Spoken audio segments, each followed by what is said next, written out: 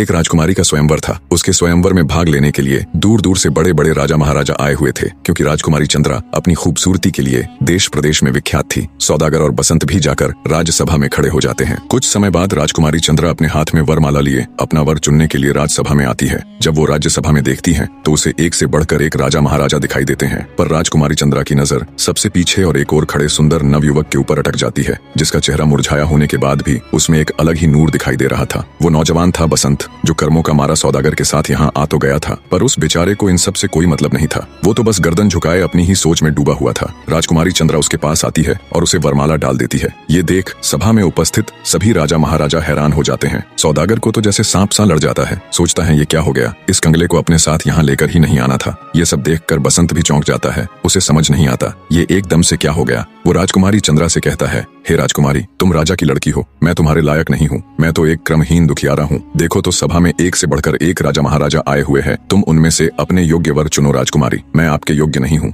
बसंत की बात सुन राजकुमारी चंद्रा कहती है, नहीं नहीं स्वामी, मैं एक पतिव्रता स्त्री हूँ और मैंने आपको देखते ही अपना पति मान लिया था। पतिव्रता स्त्री एक बार जिसे अपना पति मान लेती है, फिर उसके सिवाय किसी दूसरे के बारे में सोचना भी पाप समझती है। अब आप ही मेरे पति परमेश्वर हो। तब बसंत कहता है, हे राजकुमारी, मैं बहुत ही गरीब आदमी हूँ, जिसके पास रहने के लिए अपना खुद का घर तक नहीं है। मैं तो सौदागर के पास एक छोटा सा नौकर हूँ। बसंत की बात सुन राजकुमारी बोली, स्वामी, मुझे अब आपकी धन दौलत या गरीबी से कोई फर्क नहीं पड़ता। अब आप जैसे भी हो मेरे पति हो। जिस हाल में आप रहोगे मैं भी रह लूंगी। जो आप खाओगे वो मैं भी खा लूंगी। अंततः राजकुमारी चंद्रा के हट के आगे आखिरकार मजबूर हो बसंत को भी झुकना ही पड़ता है। राजकुमारी जब माला डाल अपने चलने की तैयारी करने के लिए महल में जाती है, तब उसके पिता भी उसे समझाते हैं कि हे मूर्ख लड़की, ये तूने क्या कर दिया। मैंने तुम्हारा स्वयंवर इसलिए करवाया था कि तुम अच्छे से देखभाल कर एक सुंदर और प्रतिष्ठित राजकुमार को अपना पति चुनोगी, पर लगता है तुम्हारी मति मारी गई। जो उस कंगले के गले में वरमाला डाल उसे अपना पति चुन लिया। अपने पिता की बात सुन राजकुमारी कहती है, पिताजी, अब वो जैसे भी है मेरे पति हैं, आप उनकी तौहीन मत कीजिए। राजा कहता है, ठीक है, अगर तुम्हारा यही फैसला है तो मैं तुम्हें अपने धन में से एक फूटी कौड़ी भी नहीं दूंगा।